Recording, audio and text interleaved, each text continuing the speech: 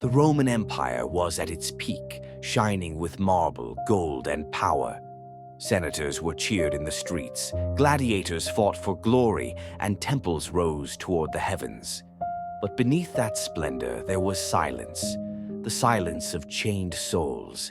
Every villa, every temple, every victory was built on suffering, and in that silence countless women lived unseen, slaves whose pain was hidden under the sound of celebration. Rome's light was born from their darkness. Her name was Livia, a young woman from a small village in Thrace. One night, Roman soldiers invaded, houses burned, families screamed, the sky turned red with fire. Livia watched her mother fall. Her home turned to ash, and her wrists were bound in iron. Days turned into weeks as the captives were marched across lands, through deserts, forests, and endless roads, until at last the great city of Rome appeared, gleaming like a golden prison. She was sold in the marketplace like an object. That day, her name ceased to be Livia, and she became property. Livia was bought by a senator named Gaius Cassianus. His villa was magnificent, marble floors, golden lamps, endless laughter. But below, in the basement, there was only darkness. By day, she cleaned the halls and carried wine. By night, she was locked away. No one heard the cries below the marble ceilings. Over time, her voice faded until she could no longer speak. The servants called her Tacita, the Silent One. Her silence became her only act of defiance. A priest took her to serve at the temple of Venus. But the temple was not holy. It was a place of false devotion and hidden cruelty. There, among the statues of gods, Livia prayed, not to the heavens, but to her lost mother.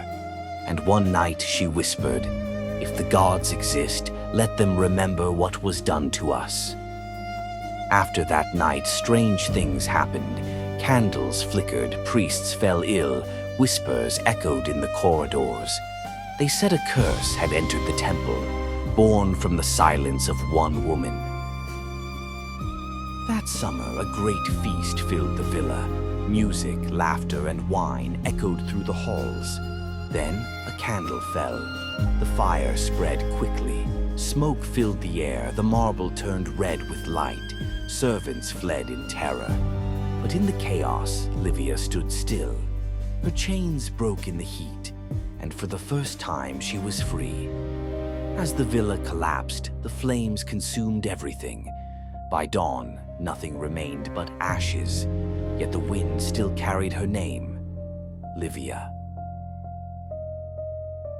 In 1978, archaeologists discovered an ancient Roman villa near Rome.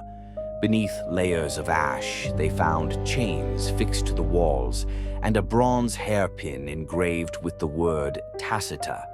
The air in the ruins felt strangely cold. At night, locals claimed to hear faint metallic echoes, like chains moving in the wind. They began to call the place the House of the Silent Women. Centuries have passed. The empire is gone, its marble broken and forgotten. But some nights when the wind moves through the ruins, a soft sound lingers. Not of war, not of triumph, but of voices that were never heard.